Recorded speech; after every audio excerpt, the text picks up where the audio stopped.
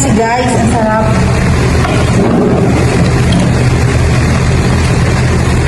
Huwag nyo naman kayo ano isa. Ginagawa mo.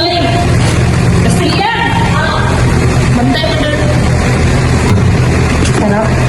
Ang sarap ng ano, bagoong. Actually, bagoong palang ulam mo, no? Wala kang ititira dyan. Kailangan malinis yan. Ang sarap.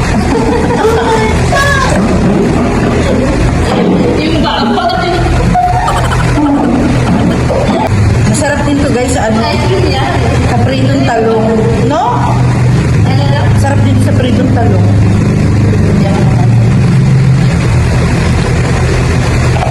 Hindi daw siya kumakain ng talong. Totoo naman, hindi siya talagang makain ng talong guys.